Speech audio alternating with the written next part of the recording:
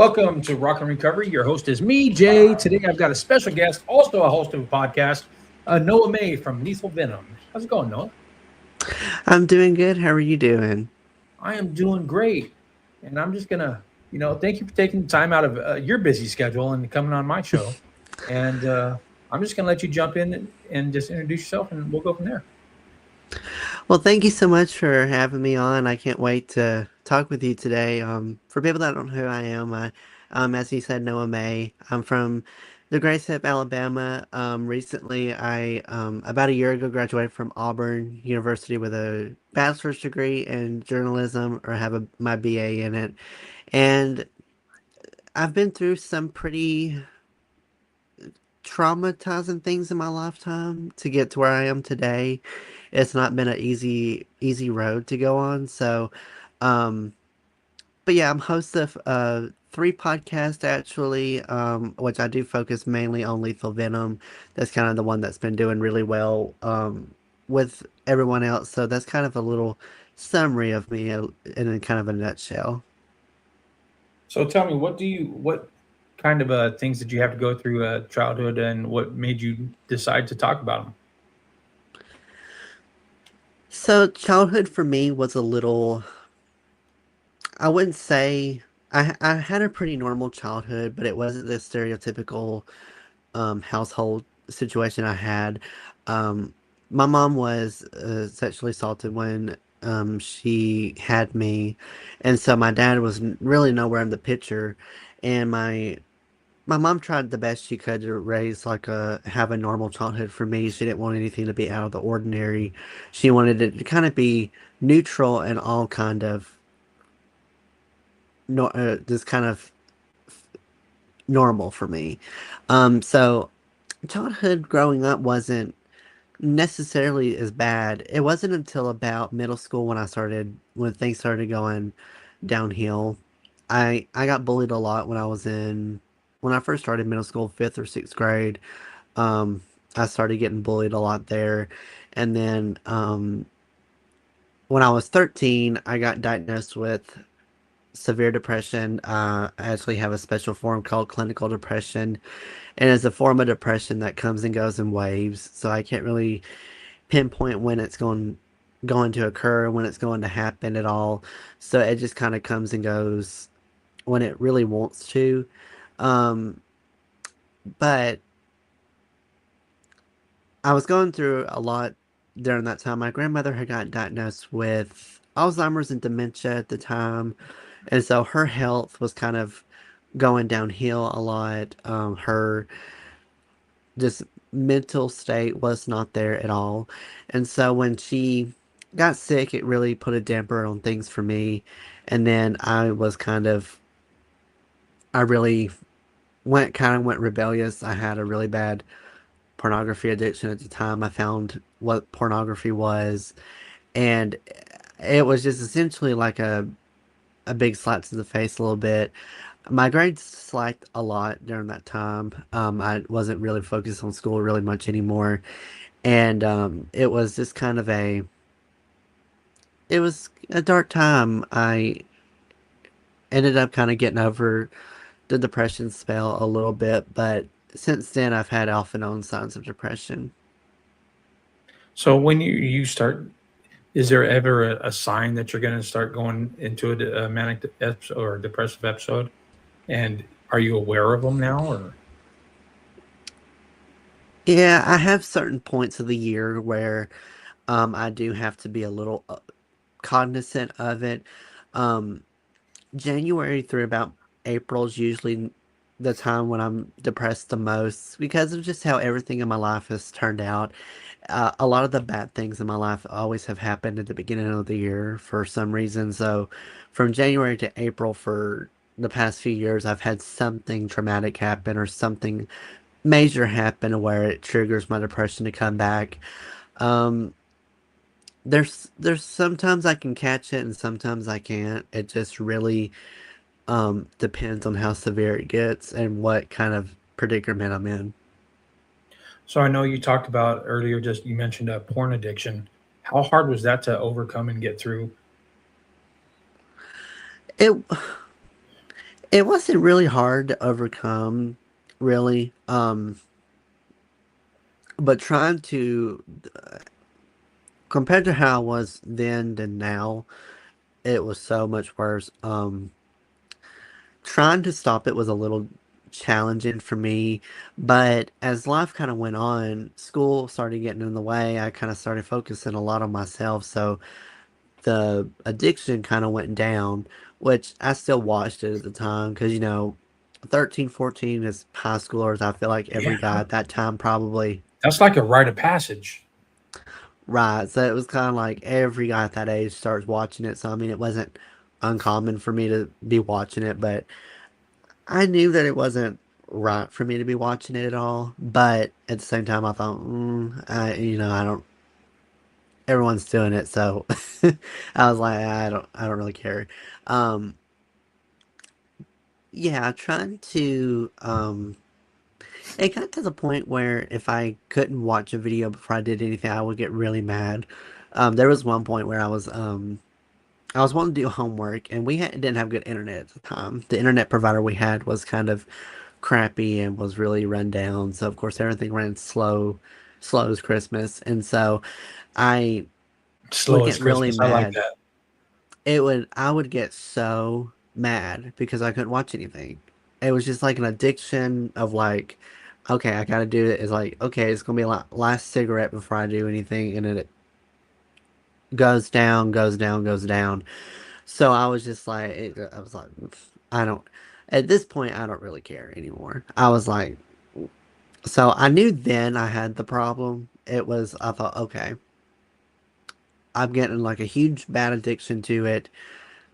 I've got to get this fixed. And I finally got caught watching it. And for anyone that gets caught watching it, that's the most awkward conversation to have with your parent. Um, which I was stupid and was watching it in the middle of the day because I didn't know. I didn't know. I didn't know the steps of like, okay, here's how to watch porn safely. I was like, oh, I'm just gonna watch it in the middle of the day, facing my doorway with the computer facing the door, because I was Oops. smart at the time. I was like, obviously, I had a huge IQ back then, but um, yeah, I got caught, and then it was just weird after that because it was just constantly um my parents would always ask me, "Are you still watching it?" Of course, I'd be like, "No, I'm The I'm awkward silence not." ensues. And so I was always like, "No, I'm not watching it at the moment." But it was like, but it's gotten better over the years. I kind of just watch it for 30 minutes. I'll be open 30 minutes to an hour every day. I mean, it's better than watching it constantly, constantly, constantly.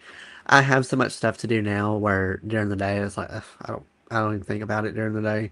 So in my eyes, it's gotten better, but compared to what it You still was, struggle with it? I don't get upset or crave it as much anymore. I don't get mad. It's like, okay, I have to watch this before I do anything. It's just more for kind of like pleasure a little bit. Source of entertainment?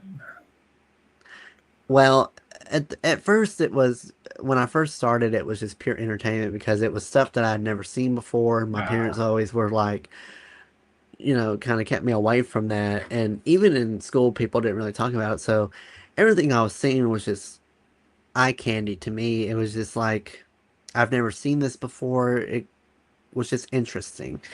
So I watched it a lot more back then for entertainment because it was just like new stuff I was seeing and learning at the time. But yeah, it's I don't really struggle with it as much anymore, which is good, but some people might have different opinions on that. so dealing with the mental health issues that you were saying that you have, how does that affect you daily? Um it affects me pretty I it depends really. Um On a bad m- day? on bad days I don't really want to do anything. Honestly, I don't even want to talk to anybody. I don't want to um just interact with anyone. I just don't have any energy to do anything. Um, but I do get kind of things of suicide, and even when I first got had depression, Suicidal ideations. I did have the thoughts there. If it's really, really severe, it gets to that point where I think about it, but it's rare that it comes, but it's happened. It actually happened like a few months ago. I was really my depression spiked at a shockingly in the middle of the summer, which was a little surprising because usually I'm the most happy in the summertime. Um, Due to the fact that nothing really traumatic happens to me over those years, so it was just a little shock to have like um a depression spell in the middle of the summer, but um it really ranges and depends. It just kind of ranges from little to no energy to suicide thoughts. It really, really depends.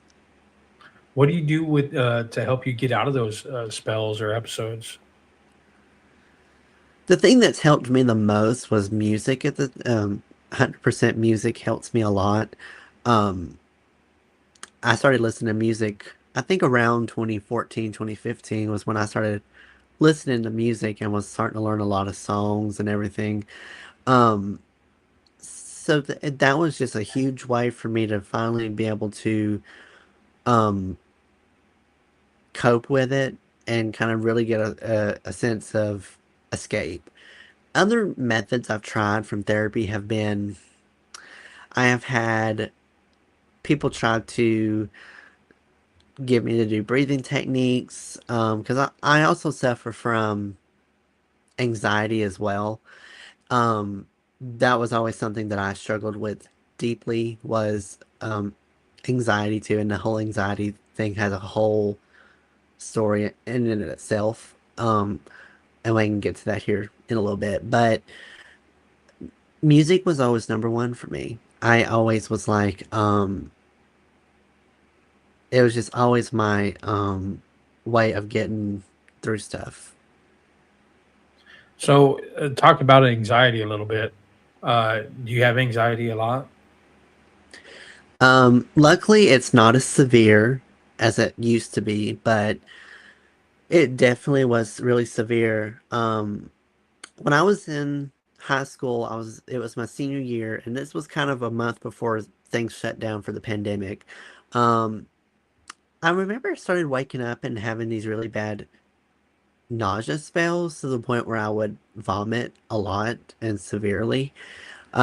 I thought at first we thought it was just a sickness, flu, cold, or something. It wasn't uncommon for me to get the flu around this time because it was January, February. I don't do well in the cold. I always get sick when it's cold outside, so it wasn't anything shocking to me. Um, but this issue kind of persisted for weeks and weeks and would either come early in the morning or come in the middle of the night.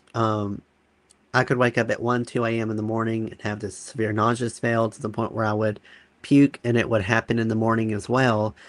And it was getting to the point where it was really confusing. And I looked at my mom and I said, something's just not right. This is just not normal. The sickness is not going away.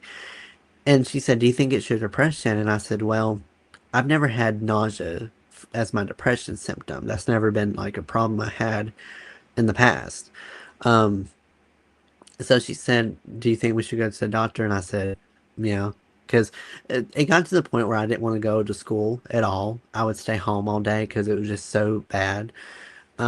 We went to the doctor probably end of February. And we went in, said what was going on, and he ran some tests. He did some normal blood work and everything came back normal. There wasn't anything abnormal in my test results. There was nothing out of the alarming to him. And so I said, well, then if everything looks normal and everything looks fine, then what's the issue here? What's the problem? Because this is not normal for me. Um, and he said, and this is something you never want to hear your doctor say. It was, he said, I honestly don't really know what's wrong with you. You know, Mm. it's, he said, now, obviously there's something going on here that I'm just not aware of and I don't know. That doesn't mean that you don't have something there. He said, has there been any kind of life changes in your life that have made you nervous or anxious about anything? And I said, well, honestly, no. I was doing pretty well in school. Besides one hard class, I was making all A's at the time. So I mean, it wasn't anything at school, which I thought was happening. And he said, well, let's just stay out of school. I don't want you to go to school this week, and let's see if there's something going on in your personal life that's triggering your anxiety or triggering whatever's going on. And I said, okay. So I stayed out of school for the week, and lo and behold, my anxiety kind of the symptoms kind of went dialed back.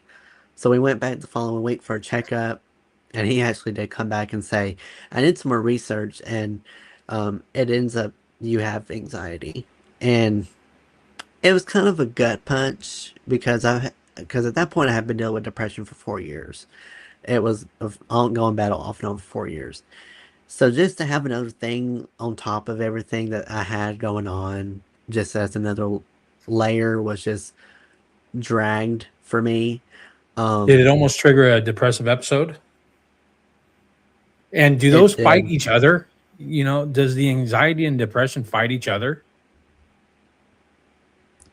Anxiety always came out on top because it was always the anxiety caused the depression during this time because I always worked myself up to being embarrassed because I thought I love that school is causing me to be this anxious and causing me to lose all this weight and all this stuff. So I went through a huge depression spell.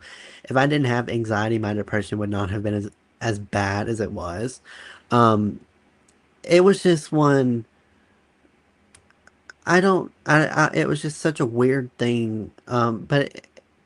They fought a lot, but it was always anxiety came out on top during that time. It was just a never-ending cycle. It was just always a constant battle. You get depressed, you start getting anxiety because you're depressed, and then all of a sudden the anxiety leads into more depression, kind of like Pete down here. Pete versus anxiety. Pete like an infinity loop. Yeah, it was definitely like an infinity loop. It was just I don't know if the depression caused the anxiety per se. It was always kind of the vice versa. It was always the anxiety causing the depression. Wow. So I told my doctor, I said, "Is there anything that we can do to stop this? Because it got to it was really severe at the point. Um, I had lost 20 pounds during that time. I weighed 140 and then weighed 120 when Damn. all was said when done. When all was said and done. Um, he he didn't really have anything. I said, "Do you think I should be homeschooled?" And he told me, he said, honestly, if homeschooling will help you with this anxiety, yes, do it. I would say do it. If it's going to help you and get you better and get you back to where you need to be, I would say 100% consider that. He said, he went, if I need to make a handwritten note and send it in for you as like a doctor's note, I will.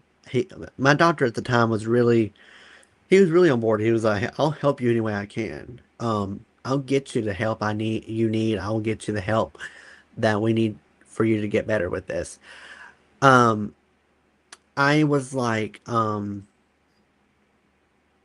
okay, we'll do that. Well, luckily COVID was like, we're just gonna take care of that for you. And was like all that. So yeah, the pandemic ended up happening. School got closed and shut down. So I had kind of a 6 month grace period between high school and my first year of college to try to get myself better. He prescribed me really strong medication, which kind of helped, kind of didn't. Um, but he did put me on Ensure, which was a protein shake to help gain the weight back. Um, this kind of gets a little graphic, so I do apologize for people listening, but I have really bad physical effects from the anxiety spell that I had. Um, I don't have a lot of strength in my hands and arms anymore. Um, I was really weak for a very long extended period of time. Going down the steps, I would shake going down the steps because Wow. um, it was just a lot of weight I was having to put down, and it was just taking a lot of strength to get down the steps. Um, it affected me mentally too. As I mentioned, the depression spiked up, my suicide thoughts spiked up. I would just doing this whole thing of self pity, and my friends at the time really were not good friends. They never checked up on me, seen how I was doing. They never really texted me during that whole time I was out and be like, "Where are you? Is everything okay?" And all this time. Um, I've been one of those. I had a real crappy class. It was just a real shitty class. And I've told people in some interviews, I said they probably would have celebrated if I did commit suicide because Wow. that's just how they treated me. I don't think they would have any pity at all. And if I did suicide, they probably would have popped champagne and been like, "Ooh," and all this stuff. So, except That's one terrible. person. One friend I had she was really good to me. And it was she actually ended up being my best friend in college. We went to community college together, and was like, is my best friend. She's the only one from my grade that actually ever checked on me, and we always checked up on each other. Everyone else was just I was tossed out like carcass for wolves to feed on. It was they didn't care. They honestly could not care. You And think if they having somebody check on you would have helped you at all out at all other than her? Like all oh, these your absolutely. classmates or the friends that do you think that would have helped you at all? Absolutely. Absolutely. Um about a year or two later, I always would say um I came out with a post on my Snapchat, and this was at the time where I still had all my high school people that I had friends on there, or friends in air quotes. Um, I just had them on there for the popularity part of it. So, um, I only had them because I liked the views I was getting, the stories from them, and all this stuff, and I wanted them to kind of see everything. I posted a long story about my anxiety, depression, and anxiety diagnosis at the time, the depression, the thought that I almost died from the anxiety. They That's when they started checking on me. And I thought it Mm. was already a year too late. It was a year too late. You're only saying something now because I said something on social media and I've came out and said it. Said it's too late for that. No. Yeah, Yeah, I don't think it's it's already sincere. passed, yeah. The cart's already left, the horse is gone. I thought it's not sincere at all. You're not being open at all. You're just trying to make me feel better. And at the time, I did appreciate it, and people were like, "Well, I never knew," and it's like, "Well, you never asked." So it's like, it was always like the thing of, "Well, you never asked me, so I never said anything." And I could hide stuff really well. I can hide depression and anxiety really well. I have a really good mask I put on. Um, but yeah, so checking up on them would have been nice, but the after effects, I lost a lot of strength in my hands too. It got to the point where um the skin on my hand would actually come up. So I couldn't open up any kind of Wow. bottle. I could not open anything that had like a rough edge to it. So that would be Coke bottles, milk cartons, anything that would have kind of the jagged lid around it. I could not open at all because the skin between my index finger and my thumb would just peel back and it would hurt. So Wow. I always had to use my shirt or a gripper to help grip things. So my strength was just gone, and the amount of weight that I had lost and my just all around was tender. And I had lost so much from that. So I kind of was, it was always kind of a thing of, and then it affected how I lived every day. It affected my everyday life.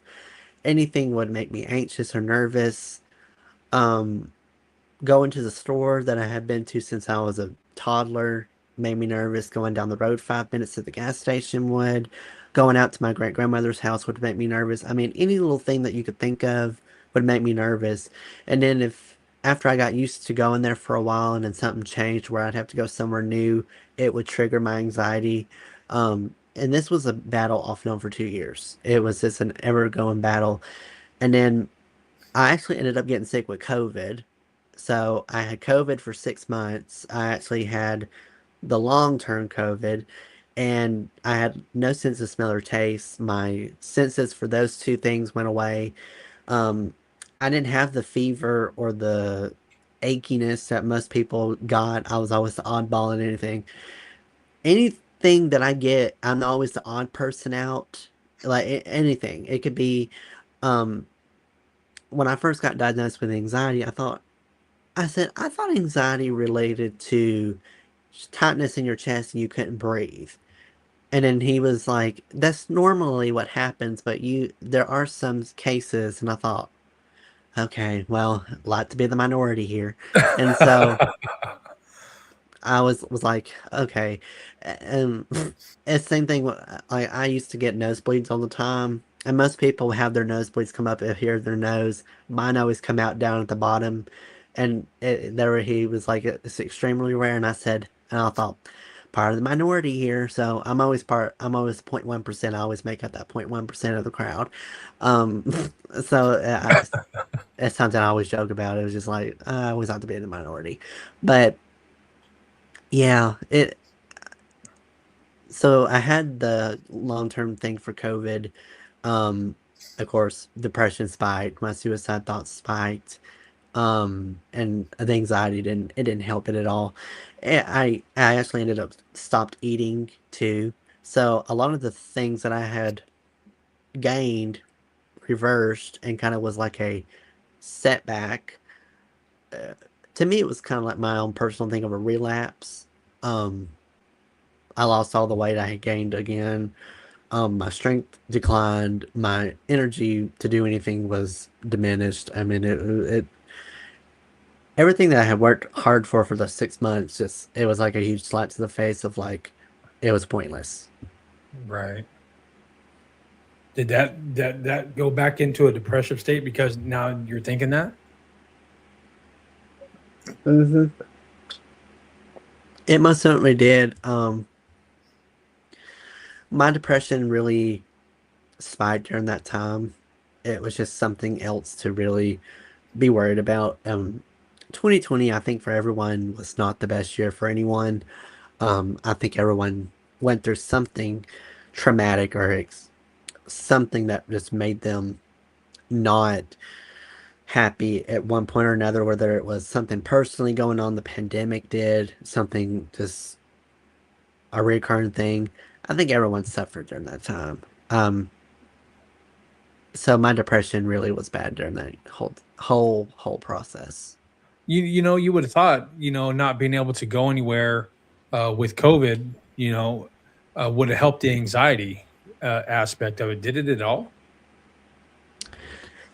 It did a little bit, but the damage had already been done, really.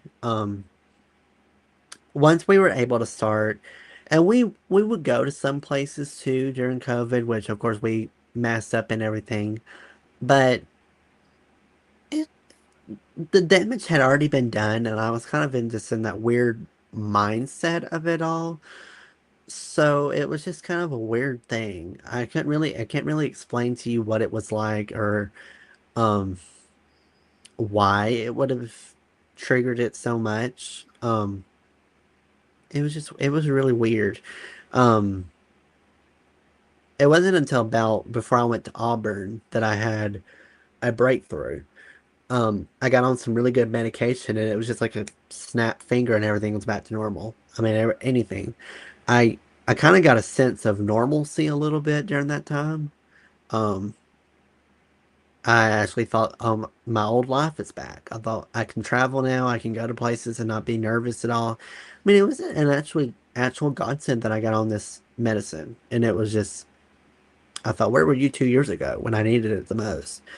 And but I was glad that I took it before I went off to college because I don't know how my anxiety would have been if I went off to college if it had gotten better. I honestly don't think I could have done it. So, did you actually go to Auburn? I did. Ah, I damn it! I knew there was something wrong. Go Tide! I'm sure uh you knew that was coming.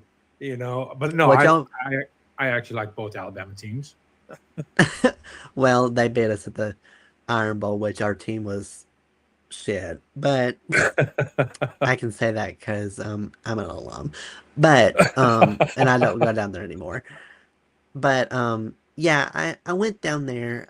I went to community college for 2 years. I went in person, and of course, I was a COVID child, so it was just um which shockingly enough, I didn't have a lot of classes on Zoom, which was a little surprising. Most high schooler, I think everyone's like, "Oh, my classes were on Zoom," and I'm like, Yeah.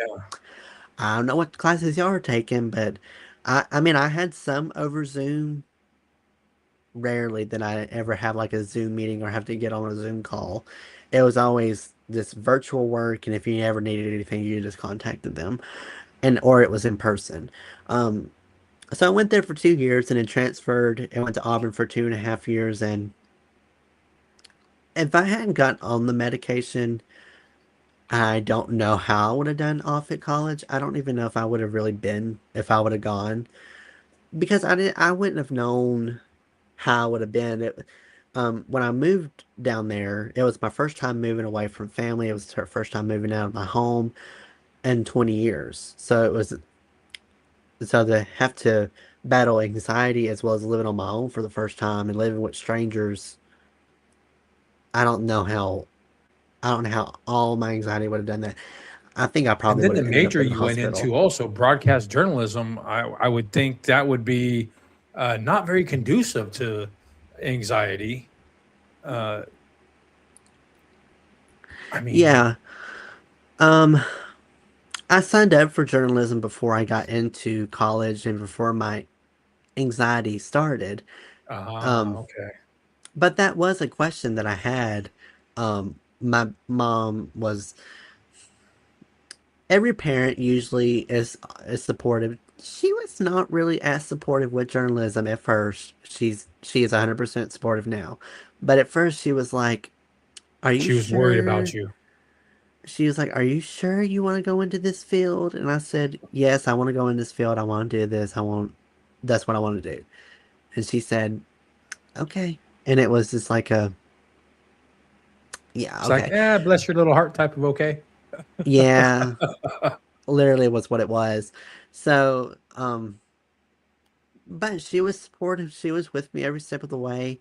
I think she was just kind of like, I just don't know if that's a good spot for you. And Right. um, once I did get the anxiety, I thought, oh no, this is not going to be a good major for me. Right. But I didn't want to change it because at that point, I was a year ahead. I was a year in. I thought, nope, I'm not going to school longer than I need to. So I'm just gonna have to deal with it. Suck it up and deal with it. I mean, it'll work out. It always would work out.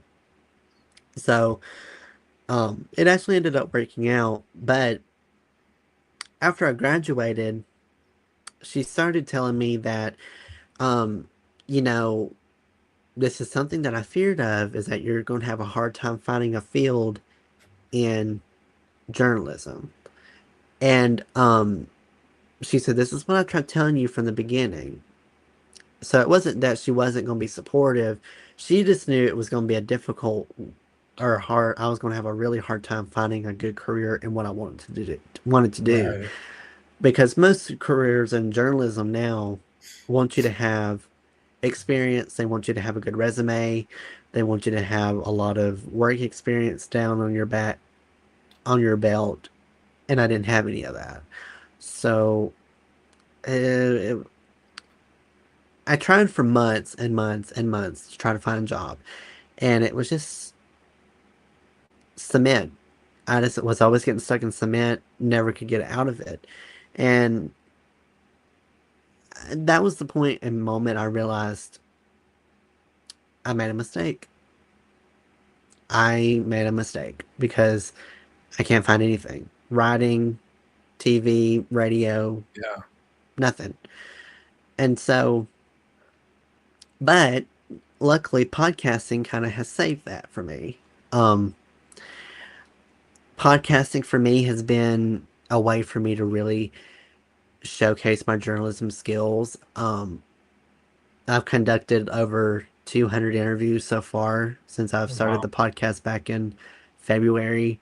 And every day it just kind of shows the skills that I have in there. So podcasting to me has really helped me a lot. So did it also help with the anxiety and depression? It in some ways has been a way for me to cope with the depression and anxiety. At that point, when I first started it, I knew I wanted to start a podcast for years. What people don't know is that the podcast was like a 4-year process. It started back in 2021, and then after delay after delay after delay, and so forth, it finally was about 2023. I started buckling down. I was able to get into a podcasting class at Auburn. They actually had offered a podcasting class, and I thought, I want to sign up for this class. We had a guy come talk to our class about podcasting, and I said, I want to do that.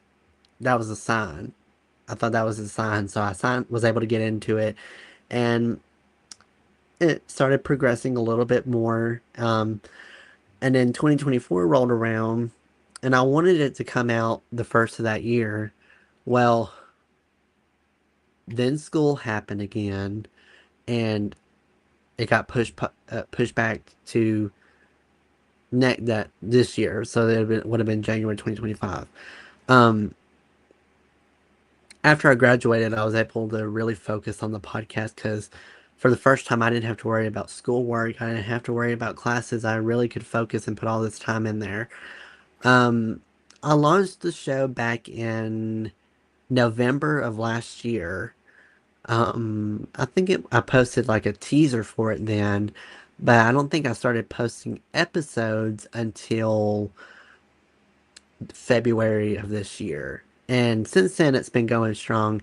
At first, it was kind of a here or there kind of free for all hobby, but now it's turned into a full blown job, which is just mind boggling to me that I kind of have a career in podcasting. Never thought that would happen at all. Um, so it started posting back in February, and it was kind of scattered. And since May, it's been kind of a daily thing for me. I find that for me, it helps me maintain accountability and helps me get through the days talking to other people. I don't know if that's the same with you with the anxiety and depression. Does that help a lot? It does. It actually keeps my mind off a lot of things. I'm really happy doing this work because it makes it all the hard work I've been through worth it, really. Um, I've also really liked connecting with people and hearing their stories as well. It's been 100% therapeutic as well. Has really been helping cope with my depression and anxiety, and it's kind of helped me be able to share this story and kind of get my word out there. Um, I've been real vocal about my past struggles with my mental health, and I actually made a whole episode about it. I actually made a whole episode calling out my whole class too, which was really therapeutic for me. I got a lot of built up anger for that out in there, and um while I did censor the names on that podcast because I didn't want them to get any more attention than they probably already Right. have. I also didn't want to get in trouble with any lawsuits or anything, but I kept all the opinions in there uncensored. I mean, there wasn't really anything that I left censored out other than a name. The opinions stayed in there. The ranking I gave them stayed in there. I mean, it was just a very honest episode, And it's funny because I had a lot of people message me from school from that. Not kind of prior. I sent like a thing out said, "Hey, I made this episode about you and all this stuff," and they immediately wanted to go to what'd you say about? Did you say anything bad about me? And I said, "Well, you just have to listen." And um, I, I haven't had anyone. Typically, I've not had anyone directly come out and message me saying, "Was this directed at me that you said?" I've not had that moment yet. I'm pretty sure it'll happen at some point or another. I'm just waiting for that message to come across my phone, but um, I think some of them heard it. That it's, I don't think it had anything to say really. Um, but the podcasting's been a way for me to really. A lot of people had doubt in it. Um, my parents had a little doubt in it. My friends had doubt in it. Um, and I was starting to kind of have doubt in myself with the podcast. But then Alex, who people don't know is on Podmatch, and we love Alex so much because that's how me and Jay got connected. That's how a lot of my guests get connected is through there. Um, Reached out and said, "I really like your podcast. I listened to a few episodes and thought that you would be a really good contender for our network. Would you be interested in signing up?" And of course, I thought it was a scam at first because I was You getting know, a little the first scam. email I got from Alex, I also thought was a scam. I'm like, there's no way this dude is actually emailing me. And I, yeah, I'm like, oh, yeah, but between Pete and everybody else, they're like, yes, Jay, it's real. And I'm like, okay, okay. Yeah, and I love Pete. I also love Pete. Shout out to you, Pete. Um, I kind of saw you in the chat a little earlier. Um, You're making his had head bigger. he'll like that. He'll like He that. will. But he was he had me on his show, and it was just um, we talked for forever on there about this same story, and I've met so many good people on Podmatch. It's really rare for me to meet. I've not really had many bad experiences on there. It's always been good run-ins with people. Yeah. I mean, you kind of get people here and there. You get your one crazy or not crazy, I'm going to say, but one different perspective, that Yeah, you think is off the wall once in a while. But for the most part, for me also, has been a very good experience. yeah, and for someone that's done almost like 300 different interviews on here, you would expect that to be a more occurrence with me. No, I've only had probably one bad experience out of like 301. That's really good odds for what it Yeah. And for. I noticed today that you're ranked number 5 on the Pod Match top 10. Pete, Yeah, he beat you. yeah. uh, Um, that was a complete shock to me. I think the highest I've been was number two. I remember I woke I've up seen one that day and there. Number 2, too. I was like, wait a minute. I was like, hold on. I said, hold, wait. I thought, oh, I thought it was like a filter or something. I woke up and thought, today's gonna be a great day. That was one of those days when you wake up and it's like, oh, today's gonna be a great day. I was like, You've been in the top 10 for a while now. So I'm just going to say that. Every time I see the top 10, it's like Lethal Venom. I'm like, okay. yeah, it's crazy to think of how popular it is, and I don't. It's been nice to kind of rub it in my friends' face because a lot of friends had so much doubt in the podcast. I'm like, I'm in the top 10. Absolutely. So it's been a good way.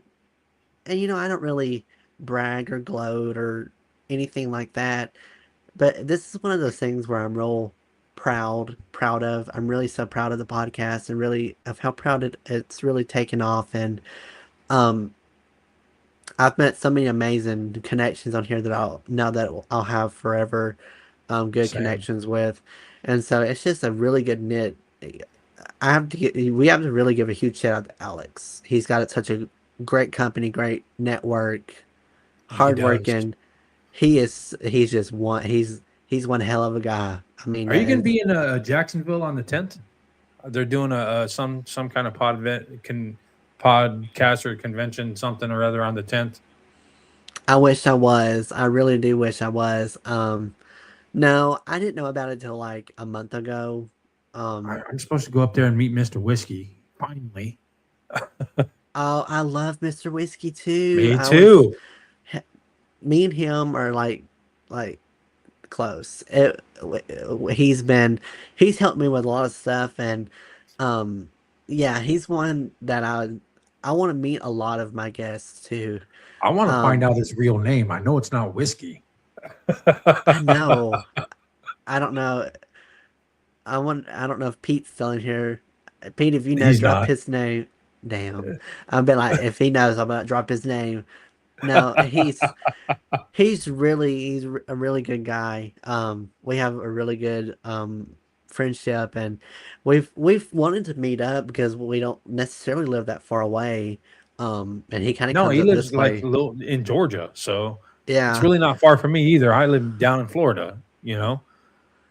So it's everything's not far. I want to know, like, I know he just recently went on a cruise, and Yeah. Oh, he was I supposed to said, stop by my place on his way back from the cruise. Then he called it off. He's like, after cruise party, sorry. I'm like, that's cool. Do your thing. I was like, wait a minute. There's a cruise for podcast. I said, Yeah, that's oh, what I was like, sign me up. I thought, send me the details. I will. So, but yeah, there's a lot of good future goals that I would like, and that's kind of one of them. These events that they have, like the Podfest, the Pod Movement stuff. I would love to go to one of those events at some point and be able to meet, because a lot of the podcasters I'm friends with go to these events. yeah. That's kind of where we all connect, really. Um, so I would really like at some point in the future to be able to go to one of these events and be able to finally meet some people and Well, finally. Mr. Whiskey's supposed to do his first live interview with somebody uh, at this podcasters event. Yeah, That'll I'm be like, fun. yeah, yeah. I'm like, "Eesh, I don't know if I could do. I would love to do a live one. Eventually we'll all get there if we want to be. And I can't say enough about Miss Whiskey. He's awesome, and Pete and Jasmine and Vanessa. All these people are awesome. You know, Oh, absolutely. There's so many names I'm leaving out too of people I've yeah, interviewed. It's like yeah. uh, I I've told people that I'm gonna give like a huge thank you at the because people have always wondered if I was gonna come back and to do another season. I definitely am. I am gonna come back for season two next year, Awesome. and with me doing like 250 interviews of guests, that's gonna be a long thank you list at that end episode. I'm gonna be like, listen, I know this is gonna be a very long list, but I want to give people their flowers, and I know I'm gonna screw up the name again, but just bear with me. And I'm just gonna kind You of, might have to do 2 episodes of that. oh Lord, I'd have to go through it real quick. I'm gonna have to get my whole list up because um, there's so much stuff on Podmatch too about There is. I've gotten so many reviews to where I can't see all my reviews at all. That's how many I've gotten. And even Alex the other day was like, because I messaged him about it because I thought it was just a glitch on my part. And he said, that's honestly something we're working on because we never expected some people. He said, you're one of the very few people that has that problem. And I thought, I Yes. mean, I was There's that like, 1% again, or that 0.1% again.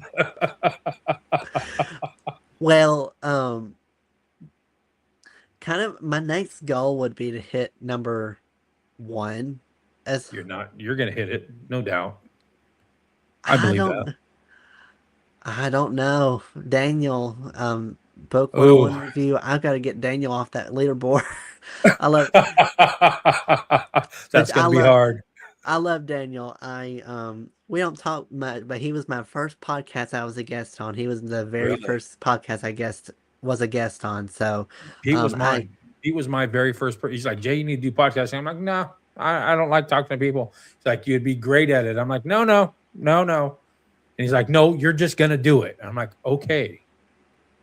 Yeah, no shade at Daniel whatsoever. It's just kind of like playful shade, but yeah, he was my very first podcast, not interview that I held as a host, but my first guest appearance on a show. He was my first Yeah. one, as I was real thankful for him, and he's got such a good show. I don't know how he does it. He works so many and has multiple podcasts too that are popular on the platform.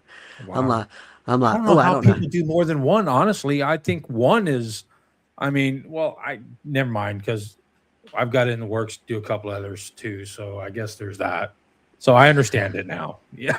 Yeah, I kind of want to have a more equal balance of podcasts next year because I have two other podcasts that I really like. But when this took off, those two were just like behind Yeah. the desk, like leave Yep. to the Whispers in the side. wind. Yeah, they were just like, I'll get to you here eventually. So, um, next year I do have a lot of things that I would like to do. It's just going to take, I'm taking like a 3 week, like a 2.5 week break in December to kind of catch up and kind of have a game plan of what I want to do next year because Yeah. there's a lot of stuff that I want to do and change, and I'd have to make some arrangements and stuff. So it's just going to be a lot of thinking, but um, yeah, it's been a really interesting journey. My life's been a really interesting one, So but it's really turned out at the end. my last question for you is: if there's anything you want anybody to take away from the conversation that we had, your journey and the what you're doing now, what would that be? I want people to know that you don't have to be afraid to open up and share what you're going through. It's completely normal that people are most likely going through it. I just don't want people to kind of stay hidden like I did, and I don't want people to really bottle it up to where they don't have the courage to share it with other people.